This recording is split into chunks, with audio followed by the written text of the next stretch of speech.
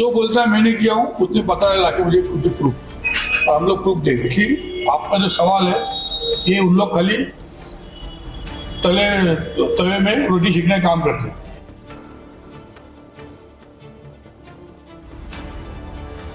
ये खाली बातें करते हैं, काम होता नहीं। हम लोग काम करते हैं और फिर आपके सामने आते हैं।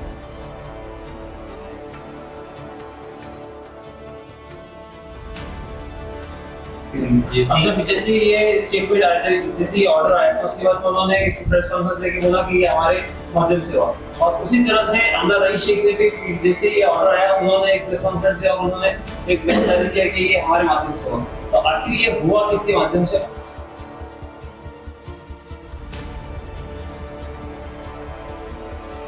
ज़ायरा नॉट अपने कस्टमर्स के लिए लाए हैं फेस्टिव ऑफर, जहां लॉन्ड्री और ड्राई क्लीन पर आपको मिलेगा flat 15% of, minimum order value ₹300 and above. साथ ही मिलेगी फ्री पिकअप एंड डिलीवरी की फैसिलिटी। ये ऑफर 7 सितंबर से 30 सितंबर तक सीमित है। ज़ायरा नॉट में आपको मिलेगी प्रीमियम पैकेजिंग, रास्ते की धूल से बचने के लिए customise van, hygienic wash and storage के लिए इन हाउस वर्कशॉप, बेहतर सफाई और कपड़ों की सुरक्षा के लिए जर्मनी बेस्ड केमिकल यूज किए जाते हैं जो कि इंपोर्टेड मशीन में इस्तेमाल होते हैं। एक बार जरूर ज़ायरा नॉट का एक्सपीरियंस लीजिए और डिफरेंस फील कीजिए। जरूर ट्राई कीजिए Zaira not professional laundry at अलाइट petrol pump next to Baghe Firdaus मस्जिद, वंजारपट्टी नाका, भिवंडी।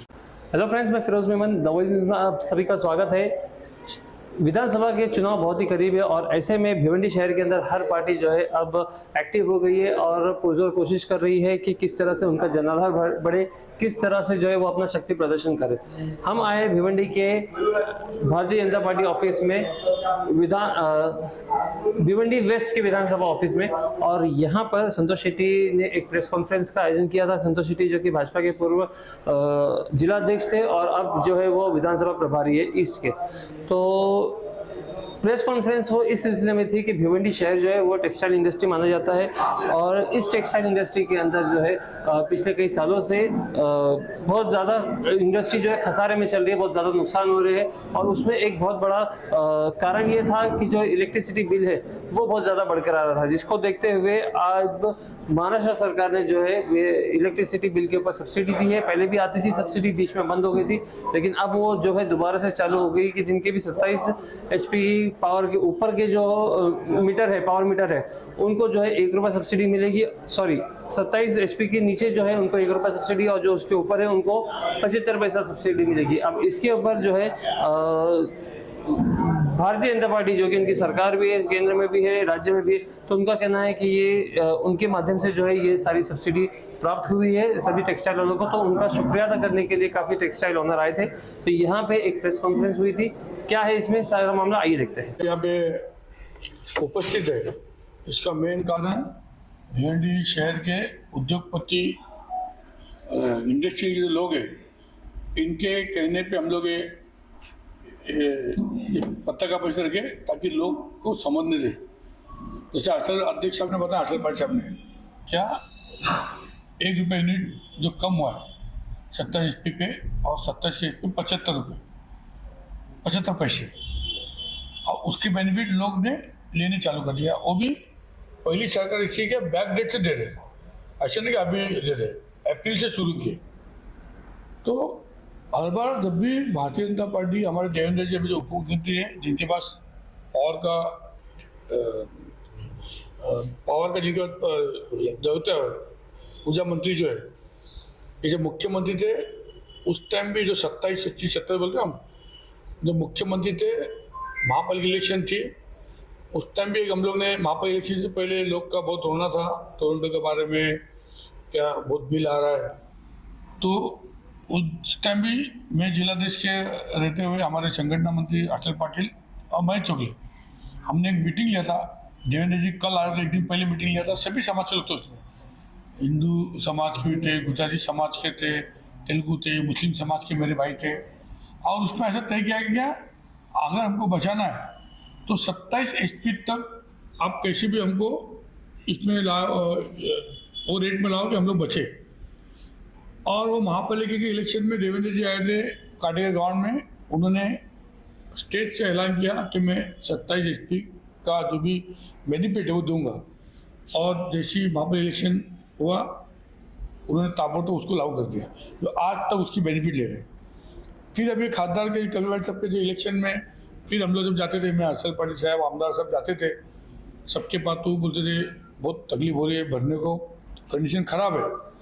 तो हमने खासदार के पाटिल साहब को कहा, हमारे चंद्रशेखर पाटिल को कहा, रविंद्र श्याम सबको कहा, और इतने बिजी शेड्यूल में भी चंद्रशेखर पाटिल ने उनका पुणे का मीटिंग आगे पीछे करके आज हमारे जिलाधीश के जो टाइम दिया हमारा हर्षल पाटिल, उस टाइम पे इधर आए, कंटिन्यू रात भी सोए नहीं, आके उस टाइम में उनका बहुत धन्यवाद करूँ, इसलिए करूँगा कि उन्होंने सबका सुना, सबको बोले। उस टाइम हम लोग ने हर व्यापारी को बोलने दिया। ऐसा पहली पार्टी है कि हम लोग बोलने लगा, ऐसा व्यापारी को एक मिनिस्टर के सामने बोलने लगा है, नहीं तो वहाँ पे मिनिस्टर जाएगा तो लाइन लगाना पड़ता है।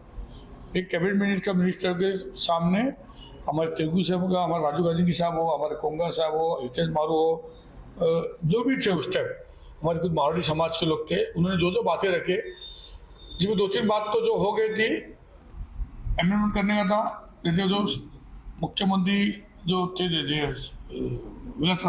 उन्होंने जो विषय लाया था इसका, तो उसको उन्होंने ताबड़तोड़ बढ़ावा दे दिया, उसको एक्सचेंज कर दिया। और ये जो चीज़ हम लोग बोलने के बाद हम भी चुप बैठ गए। कल से मुझे फ़ोन आया, हर्षल जी को फ़ोन आया, हमारे भाई जी को फ़ोन आया कि अभिनंदन, हम लोग अभिनंदन का आएगा। तो इतना अच्छा भी लगा कि व्यापारी भी इतने अच्छे क्या, उन्होंने फ़ोन बोला हमें, मतलब उनको भी पता है कि ये लोग ने मेहनत किया। उसके बाद हमने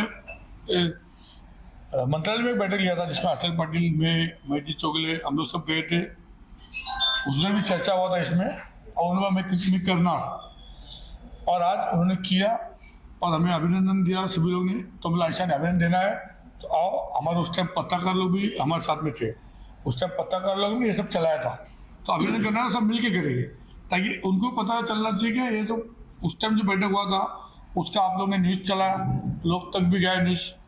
तो आज जो भी काम होगा तो पत्रकार लोग के सामने हमको होना चाहिए, ताकि हम जब करते काम तो डंकी के चोट में उसको बताना चाहिए। कोई लोग खाली फेसबुक में सोशल मीडिया खाली बातें करते कोई नहीं। हम लोग ने उसके बाद कोई स्टेटमेंट नहीं दिया कि हम लोग करेंगे, लेकिन आज होने के बाद हम लोग स्टेटमेंट दे रहे, हमारा हर्षल पाटिल हो, मैं हो या हमारे मैती चोगले हो। तो इसलिए मैं गवर्नमेंट का बहुत बहुत धन्यवाद दूंगा। और व्यापारी जो भी जब भी कोई भी हमारा मसला लाते हमको उसको करने के हिसाब से काम करते, क्योंकि व्यापारी एक अलग किस्म के लोग रहते हैं। उनके पास अगर हम कुछ गलत और उन्होंने बोला और हमने उनको बेवकूफ़ बनाया तो हमारे बिगड़ी भी नुकसान होता है और हमारा नुकसान होता है। कि जब भी कोई भी हमारे काम बोलते हम उसको पहले करते फिर आप तक लेके आते। इसलिए आज आप लोग सभी इधर आए, व्यापारी मंडल भी इधर आए, इसलिए मैं सभी का धन्यवाद देता हूँ। और भविष्य में ऐसा और भी कोई भी काम रहेगा उसको हम लोग करेंगे। मतलब वो आएगा रशीद ताइब पूर्व आमदार, उन्होंने बोला था कि मैंने ना इसका सुझाव दिया था जब एनर्जी मिनिस्टर थे नितिन राव, तभी मैंने सुझाव दिया था कि 1 रुपया कम होना चाहिए तो लोगों को इसकी सब्सिडी मिलेगी। अब जब जैसे ये स्टेटमेंट आया था, जैसे ये ऑर्डर आया तो उसके बाद तो उन्होंने प्रेस कॉन्फ्रेंस देके बोला कि ये हमारे माध्यम से हुआ। और उसी तरह से आमदार रईस शेख ने भी जैसे ये ऑर्डर आया उन्होंने एक प्रेस कॉन्फ्रेंस दिया और उन्होंने एक बयान जारी किया कि ये हमारे माध्यम से हुआ। तो आखिर ये हुआ किसके माध्यम से और किस तरह के अंदर शेयर लेना चाहिए? इतना सा सवाल किया आपने, इसलिए मैं जब भी काम करते हम लोग आप पत्रकार लोग को लेके करते, कोई ओपन करते नहीं, कोई छुपा करते नहीं, ताकि सब चीज़ का हकीकत आधे आपके पास ही रहेगा वीडियो। उस टाइम भी जो हमें तुमने कहा था उस टाइम भी आप लोग सब थे पत्रकार, आज भी आप लोग सब है। तो मेरा कहने का कारण यही है कि ये खाली बातें करते, काम होता नहीं। हम लोग काम करते हैं और फिर आपको सामने आते हैं। मतलब जो भी काम, जैसे MRDA ने भवन रस्ते मुख्यमंत्री ने पास किया था हमारे देवेंद्र जी ने, अब टेंडर में निकल गया, सबका नाल भी फोड़ा हम लोग। हमारे उस टाइम भी खासदार कि हमारे गृह मंत्री आए थे, हम सब लोग नाल भी फोड़ा। यूपी गवर्नमेंट आई उदय जी का, उन्होंने उसको सब चीज दे दिया। फिर हमारी गवर्नमेंट आई, हम लोग ने उसको काम ही नहीं दिया। तो 2.5 साल का जो उनका जो फंड कम पड़ा था, एक्सेस जो है वो फंड भी देके ये जितने रोड में काम चालू है ये हमारे टाइम का ही है। जो बोलता है मैंने किया हूँ उतने पता है लाके मुझे कुछ प्रूफ, और हम लोग प्रूफ देंगे। इसलिए आपका जो सवाल है ये उन लोग खाली तवे में रोटी सेकने का काम करते हैं। हमारे साथ हम लोग को एक सिंगल आके नहीं बोल रहा, मैं बोल रहा हूँ ना हमारा अध्यक्ष बोल रहा है ना हमारा मैं चल रहा। हमारे साथ भिवंडी के व्यापार 25 व्यापारी बैठे हैं। इन्होंने हमें अभिनंदन किया जब हमें पता चला, इसलिए सब बातें करते हैं, काम कोई नहीं करते। नहीं, ये बात तो हो गई है रेसिडेंशियल में जिसमें 27 के नीचे 1 रुपए की सब्सिडी मिलती है, लेकिन भिवंडी शहर में सबसे ज्यादा जो माइग्रेंट लोग रहते हैं, झोपड़पट्टी के लोग रहते हैं, उनकी जो लाइट बिल है घर की, वो भी वहाँ कहीं ना कहीं वो लोगों को भी कुछ प्रॉब्लम है कि लाइट बिल बहुत ज्यादा आती है। तो क्या उसके लिए आपने टोरेंट कंपनी से या सरकार को कोई बात की? इसलिए हमको कोई बताया नहीं आज तक। आपके माध्यम से अगर कोई आते हैं ऐसे घर रहिवासी संघ, आओ हम उसके ऊपर बराबर हम लोग उसको ध्यान देंगे।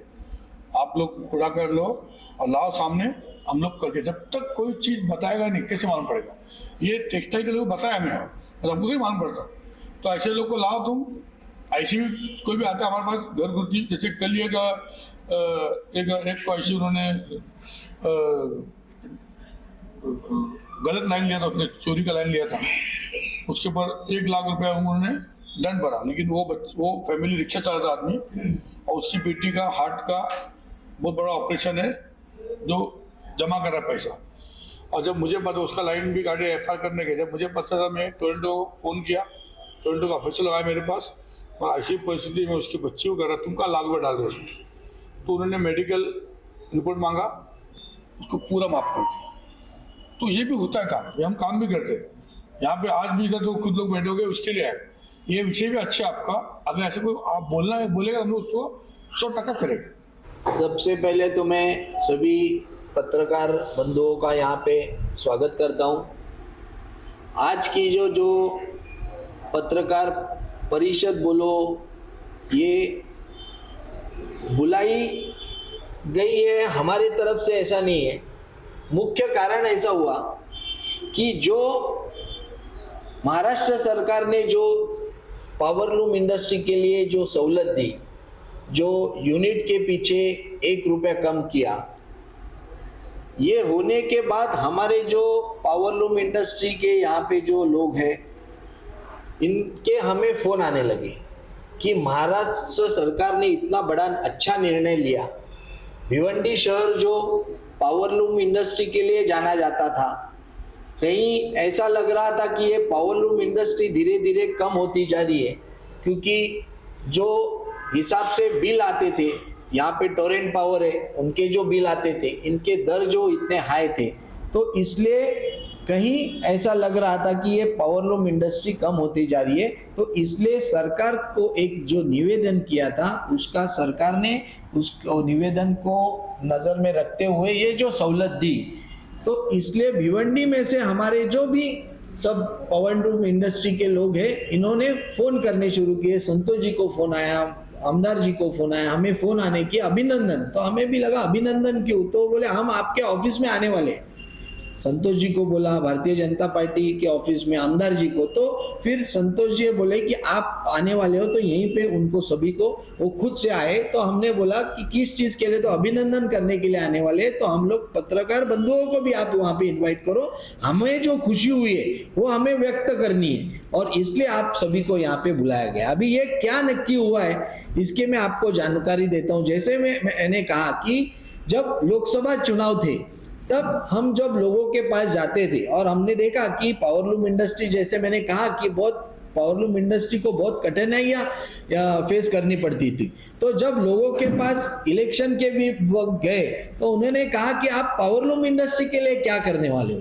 तो ये जब समस्या हमारे सामने आई, तो हमारे संतोष जी, जिन्होंने सही मायने में इसमें एक पुढाकार लिया, हमारे आमदार साहब ने पुढाकार लिया, और इन्होंने हमारे जो मिनिस्टर है चंद्रकांत दादा पाटिल, इनको रिक्वेस्ट की कि भिवंडी की पावरलूम इंडस्ट्री की समस्या बहुत विकट है, हम लोगों के पास जाते हैं तो यही प्रश्न हमें फेस करने पड़ते हैं, तो आप भिवंडी में एक विजिट दो, उनसे चर्चा करो, और जो राहत आप दे सकते हो वो अच्छी से अच्छी राहत ये पावरलूम इंडस्ट्री के लिए दो, इसलिए हमने इनवाइट किया था भिवंडी में। वो भिवंडी में आए, सभी हम पावरलूम इंडस्ट्री में जो जो काम करते हैं, जिनके व्यवसायिक है, सभी को इनवाइट किया। तो चंद्रकांत दादा ने सभी की समस्या जान ली और उन्होंने बोला, हमें एक आश्वासन दिया कि अभी आचार संहिता है, लोकसभा चुनाव है, अभी गवर्नमेंट की तरफ से कुछ डिक्लेयर कर नहीं सकते, लेकिन उन्होंने आश्वासित किया जैसे ही चुनाव खत्म होते हमारे ऊर्जा मंत्री, हमारे माननीय उप मुख्यमंत्री देवेंद्र फडणवीस साहब से इस बारे में चर्चा करूंगा, क्योंकि ये दोनों कोऑर्डिनेशन का काम था, सिर्फ इंडस्ट्री का काम नहीं था। अगर इलेक्ट्रिसिटी में आप कुछ सहूलत पाना चाहते हो तो मुझे कोऑर्डिनेशन दोनों मंत्रालय के कोऑर्डिनेशन से करना पड़ेगा। इसलिए फिर उन्होंने जैसे ही इलेक्शन हुआ उनके साथ चर्चा की और एक अच्छा निर्णय हमारे महाराष्ट्र सरकार ने लिया। इसलिए सबसे पहले मैं हमारे उप मुख्यमंत्री जो ऊर्जा मंत्री भी है देवेंद्र फडणवीस साहब, उनका मैं अभिनंदन, उनको धन्यवाद देता हूं, और हमारे चंद्रकांत दादा पाटिल जो है उनको भी मैं धन्यवाद देता हूं कि एक अच्छा निर्णय आपने लिया। ये निर्णय जो है कि पर यूनिट 27 HP जो है उसके नीचे जो भी ये है तो उसको 1 रुपी सब्सिडी दिए, और 27 HP से 100 HP तक जो है उनको 200 HP तक है उनको 0.75 यानी 75 पैसे ये सहूलत दिए। इसके वजह से इतना फर्क हुआ है कि जो बिल आने अभी जो शुरू हुए ये जो लागू हुआ है ये अप्रैल से लागू किया है उन्होंने, ऐसा नहीं अभी अगस्त महीना खत्म हुआ तो अगस्त से किया, अप्रैल से इसका इफेक्ट दिया है। रिट्रोस्पेक्टिव इफेक्ट जिसको बोलते हैं वो रिट्रोस्पेक्टिव इफेक्ट दिया है। उसका इतना अच्छा जो हमें इफेक्ट दिखा गया है कि जिसको 40,000 बिल आता था, 50,000 बिल आता था, आज वो बिल 10,000 से 15,000 तक आने लगा। तो इतना सहूलत हमें मिली है। तो सही मायने में जो सिर्फ भारतीय जनता पार्टी जो आश्वासन सिर्फ देती नहीं है, उसके ऊपर अमल भी करती है, कार्रवाई भी करती है। एक अच्छा प्रश्न हमारे यहाँ पे उपस्थित किया गया कि ये जो हमारे किशन राव जी ने उपस्थित किया कि ये अभी तक के लिए ये आगे तक चालू रहने वाला है। मैं आपको जवाबदारी के साथ यहाँ पे कहता हूं कि भारतीय जनता पार्टी सिर्फ वोट पॉलिटिक्स के लिए करने ये कोई चीज करती नहीं है। इलेक्शन आया है इसलिए ये निर्णय नहीं लिया है, ये निर्णय निरंतर तक चालू रहेगा, ये लिया है तो ये कायम होगा। हमारी सरकार आप देखेंगे कि ये सरकार ने पहले की सरकार ने जो भी लोकहित में निर्णय लिए थे, जैसे विलासराव देशमुख अभय योजना, संजीव योजना, तभी जो सरकार थी महाविकास आघाड़ी की उन्होंने चालू की, हमारी सरकार आई हमने बंद नहीं की। अभी 31 अगस्त 2024 तक भी उसको एक्सटेंशन दिया गया।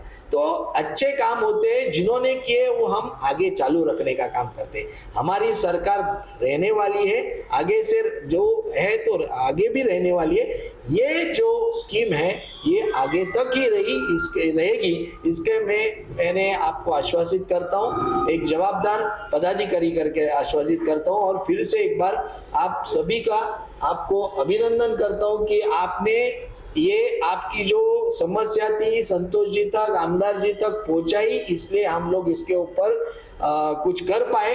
ऐसे ही कुछ भी समस्या हो आपको आह्वान करता हूं कि आप बताते जाओ और उसका कैसे निराकरण करेंगे हम वो करते जाएंगे। इसलिए आप इतना कह के मैं अपने 2 शब्द समाप्त करता हूं। धन्यवाद।